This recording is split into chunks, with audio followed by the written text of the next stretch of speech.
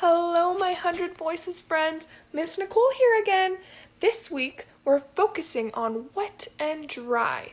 So I will be going over some of those activities with you. Hi, friends. Today, we're going to be going over our wet and dry Google slide. So I'll start us off with an introduction. So we're working on basic concepts, wet and dry. I've provided a little video to show your child so that you can introduce wet and dry to them. So our activity for this week will be really hands-on, and you'll be using the things that you have at home. So whatever you have is okay, and you can just do your best with that. I provided a visual. So we have this girl and it's raining on her. She is so wet. Oh no, she looks very sad. This girl, she has an umbrella. It is keeping her dry. Wow, she looks very happy when she is dry. Okay, so I've provided this activity on our slide, just very simple to get your child talking with you about wet and dry, so you can talk about rainy weather. When it's wet outside, what do you wear? A raincoat? And then you can move on to dry.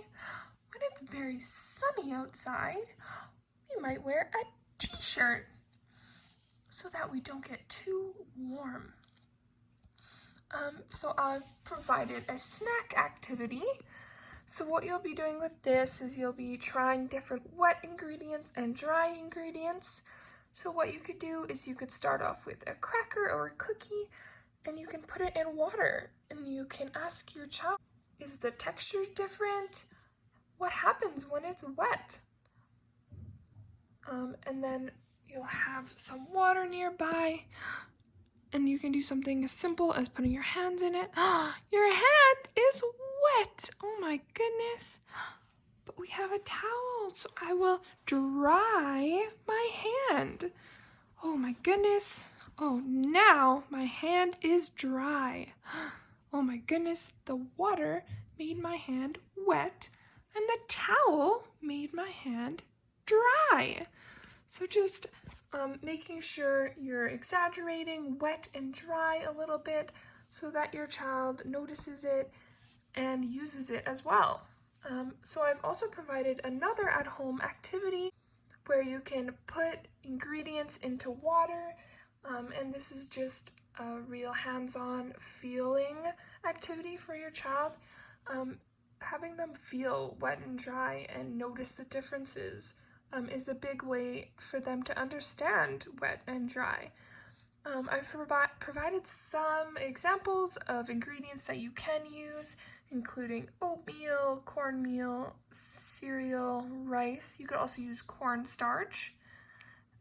So you'll just put that in either a big container or a bucket or something, and have your child add water to it. They can feel the dryness first, and you can talk about how dry it is and what it feels like. And then you can have them slowly add some water, and they can talk about how it changes and it feels wet, and making sure they know that it is wet on their hands and that before it was dry, so it didn't get their hands wet. So you can just try some of these activities at home. Okay, my friends, I have some water here in my container. And if I put my hand in, is my hand wet or dry? I wonder.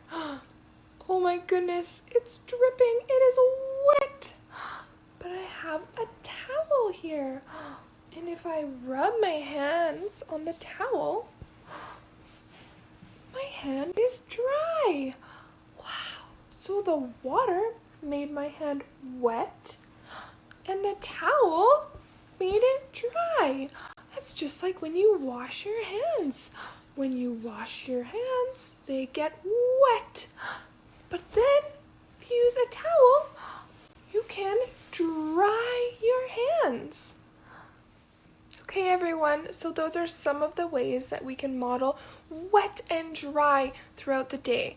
There are so many opportunities to model this specific concept. Washing your hands, washing the dishes, playing outside in puddles, and so on. So just try to model wet and dry throughout the day so that your child has a better understanding of what they mean. I hope you enjoy these activities and have a good rest of your week.